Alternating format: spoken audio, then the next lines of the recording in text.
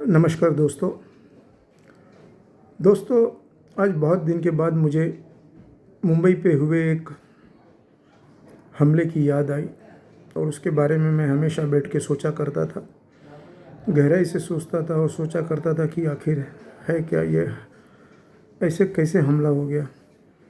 आज 2014 के बाद मुंबई में किसी में दम नहीं है कि मुंबई की सड़कों पे या कहीं पे कोई ऐसे हरकत करके दिखा दे। तो क्या 2014 के पहले की सरकार में इतना दम नहीं था? वो भी चाहती तो ऐसे कितने घर के चिरागों को बुझने से बचा सकती थी। आखिर क्या था, आखिर क्यों हुआ ये अटैक?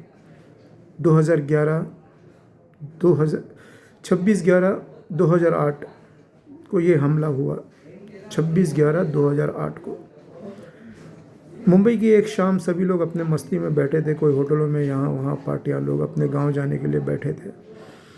स्टेशन पे यहाँ वहाँ सभी लोग, हर प्रकार के हर लोग, हर जाति के लोग थे उसमें। सभी लोग अपनी छोटी मोटी खुशियाँ, कोई छोटे दुख के साथ कहीं सफ़र कर रहा था तो कोई बड़ी खुशियों के साथ सफ़र कर रहा था। कोई नए भविष्य की तैयारी के लिए जुटा हुआ था। अचानक से मुंबई पे एक हमला होता है।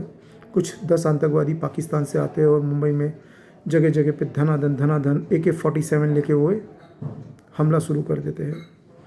ये सब हमला तो हुआ, लेकिन इस हमले में एक सबसे बड़ी बात थी कि मुंबई के बड़े बड़े ऑफिसर जैसे कि ATS चीफ हेमंत करकरे और ACP अशोक आमटे और इंस्पेक्टर एनकाउंटर स्पेशलिस्ट विजय सालस्कर जैसे ऐसे बड़े बड़े दिग्गज ऑफिसरों को भी इसमें शहीद होना पड़ा।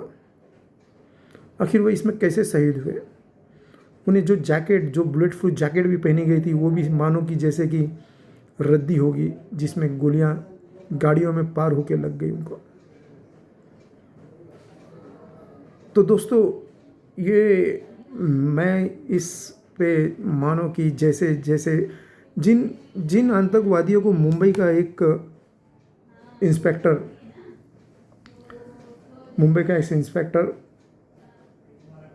तुकाराम ओमले, उन्होंने सिर्फ एक डंडे के बल पे उन दो आतंकवादियों को मार के पकड़ा था, जिसमें से एक तो मारा गया और एक आतंकवादी अजमल कसाब उसके हाथ लग गया। लेकिन उस आतंकवादी ने तुकाराम आमटे के गोलियों से छलनी कर दिया था। उसके बावजूद भी तुकाराम आमटे उसे नहीं छोड़े।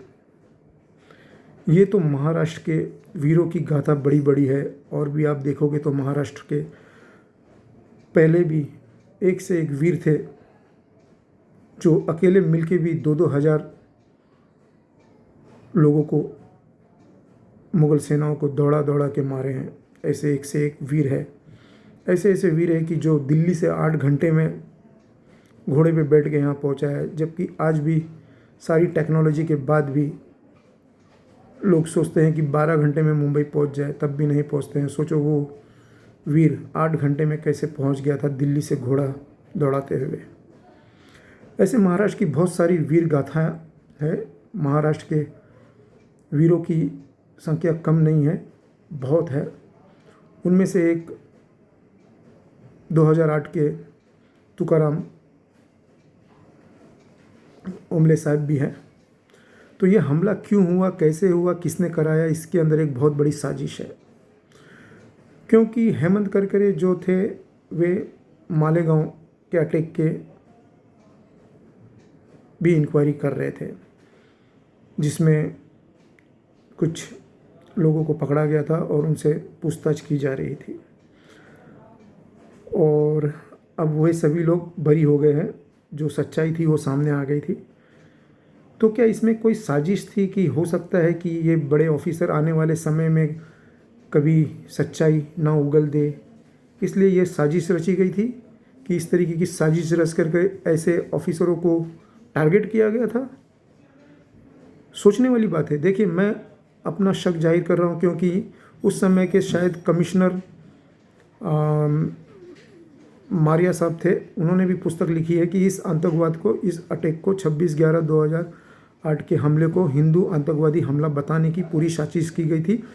अगर अजमल कसाब जिंदा नहीं पकड़ा गया होता तो ये होता था कि ये सभी लोगों ने अपना नाम हिंदू रख के आए थे, हिंदू आई कार्ड और हाथ में कलावा पहने थे।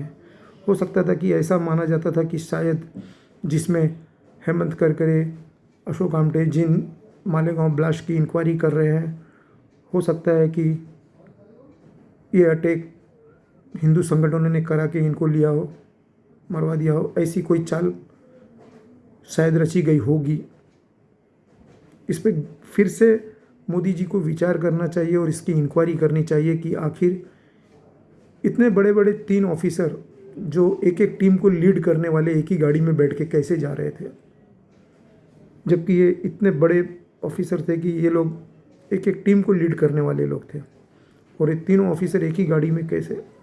क्या इसके पीछे कोई साजिश थी उस समय की सरकार की? क्योंकि उस समय उसी सरकार के एक व्यक्ति जिनका नाम है, अभी मैं भूल गया कि उनका नाम, सॉरी, उन्होंने भी चीख चीख से कहा था कि ये साजिश है, ये साजिश है, ये पूरी साजिश है। पहले वो शिवसेना में थे, बाद में वो कांग्रेस में आ गए और उन्होंने जोर जोर से चिल्ला के कहा था ये बात। हमेशा उनका नाम मेरे मुंह पे रहता था, पर आज मेरे मुंह पे नहीं है उनका नाम। लेकिन उन्होंने भी खूब चिल्लाया था, लेकिन उनको फिर शांत कर दिया गया। और उनको तो दोस्तों, मैं तो एक साधारण आदमी हूँ, साधारण तरीके से वीडियो बनाता हूँ, बहुत सारी चीज़ें मुझे याद भी नहीं रहती। लेकिन ये 26/11/2008 का अटैक, क्या इन ऑफिसरों को जानबूझ करके इनके साथ में ये सब किया गया था कि किसी तरीके का कोई राज ओपन ना हो जाए मालेगांव ब्लास्ट का? क्योंकि मालेगांव ब्लास्ट में जिनको पकड़ा गया वो सब निरपराधी, वो अपराधी नहीं थे, उन्हें छोड़ दिया गया है। असली अपराधी कौन थे? क्या उन्हें बचाने के लिए और क्या किसी संगठन को बदनाम करने के लिए इन लोगों पे अटैक किया गया और इनको मारा गया? ये सोचना है भारत की हर जनता को, हर लोगों को बैठ के विचार करना चाहिए और सोचना चाहिए। मैं अकेला पागल नहीं हूँ बैठ करके सोचता, विचार करूँ और बोलूँ और वीडियो बनाऊँ। हो सकता है मेरे इन वीडियो से या मेरी बातों से मुझ पे भी कोई एक्शन लिया जाए। बाढ़ में जाए साला, ज़िंदगी आदि सब जी चुका हूँ, किसमें क्या उखाड़ना उखाड़ लेंगे, देख लेंगे। धन्यवाद, नमस्कार।